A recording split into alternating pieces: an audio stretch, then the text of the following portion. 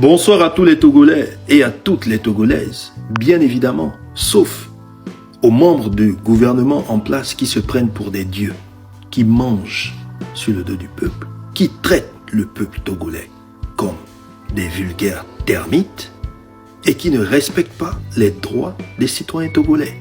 Alors, je suis ici pour vous rappeler des événements qui s'étaient passés et des événements qui se sont passés ce mois.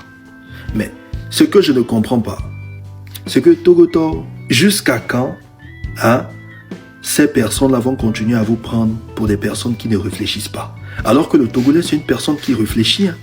Jusqu'à quand ils vont continuer à profiter de votre silence? À croire que c'est parce que vous êtes silencieux que vous êtes des moutons. Alors que le Togolais n'est pas un mouton. C'est-à-dire qu'il s'était levé avec toute sa clique pour aller inaugurer une usine. Et on nous avait fait croire que cette usine l'appartenait. Vous savez de qui je parle? Son nom me fatigue. Donc, ils sont partis inaugurer l'usine, ils ont fait des photos devant les enfants, toute une mascarade, tout un cirque. Je me demande même comment tu peux faire ce genre de truc et demander aux membres de ton gouvernement de publier ça en disant que c'est à toi. Et ils ajoutaient quoi? C'est dans le but de donner de l'emploi aux jeunes Togolais. Certains ont cru, mais moi j'avais pas cru. C'était trop beau pour être vrai et c'était trop rapide. Jusqu'à ce qu'on apprenne que cette usine n'appartenait pas au président. Il était juste là pour inaugurer.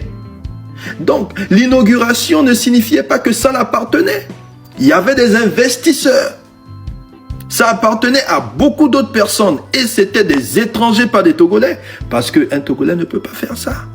Un Togolais qui se trouve dans ce gouvernement ne peut pas faire. Ils s'en foutent des jeunes. Au contraire, ils adorent quand les jeunes viennent leur nettoyer la voiture au feu rouge. La dernière fois, on s'est levé, on dit oui, l'hôpital de Kara est en train d'être rénové par le PC. Ils ont encore commencé par sauter. Vous avez vu, non? Oui, on vous a dit, vous n'avez pas écouté. Vous êtes là, voici maintenant le prégo, il a pris conscience après 20 ans. Il a rien dit qu'il a pris conscience. Voilà. Nous, on se tait, les forces tranquilles ne bougent pas trop. Maintenant, eux, ils vont prendre la honte. Pourquoi ils vont prendre la honte?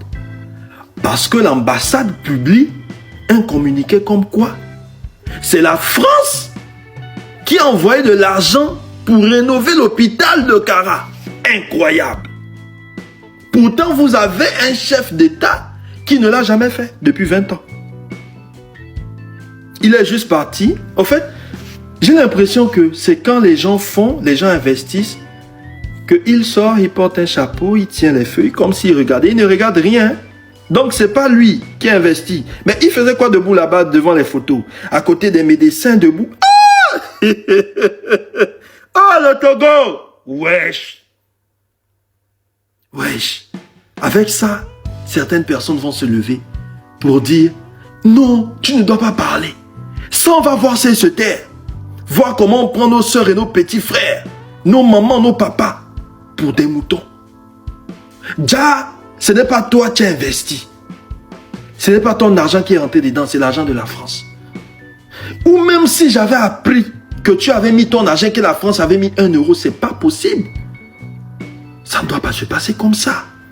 Normalement, c'est à toi de faire tout ça. C'est ton pays, c'est ta ville. J'ai pitié des habitants de Kara. Que Dieu bénisse le Togo. Continuez à ne pas prendre conscience. Un jour, le soleil brillera. C'était le crocodile. Courage à vous. Et que Dieu vous accompagne. Malgré tout ce qui se passe, tous ceux qui ont la bouche fermée, on ne peut pas vous maudire, on ne peut pas vous insulter. Non, vous êtes des êtres humains. Vous avez besoin d'avoir des droits respectés et de manger à votre faim. Milé Ségomea, c'était le croc et Isandé. Chers amis, bonjour. Je suis Medmoaba Sangue Balouki. Chers amis, je vais faire un résumé vite fait du dossier de Dissoro. Voilà. Donc finalement, selon les informations que j'ai pu obtenir, pas de Dissoro, pour l'instant Dissoro est fatigué, ne parle pas encore. Selon les informations que j'ai pu recueillir de divers horizons,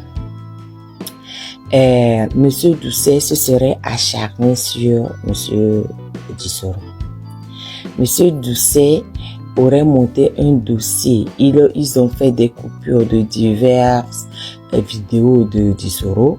Ils ont monté le dossier et ils ont fait parvenir à la représentation de la Mauritanie pour dire que Dissoro est un terreau qui est dangereux pour le Togo et qui est aussi dangereux pour la Mauritanie.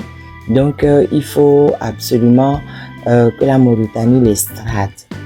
Voilà. On devait le faire passer d'abord par la Côte d'Ivoire avant qu'il n'atterrisse à Lomé.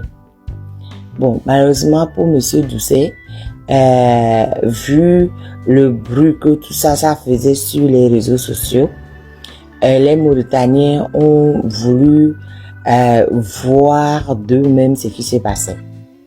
Donc, ils ont regardé et tout, ils se sont rendus compte qu'au fait, c'était les montages.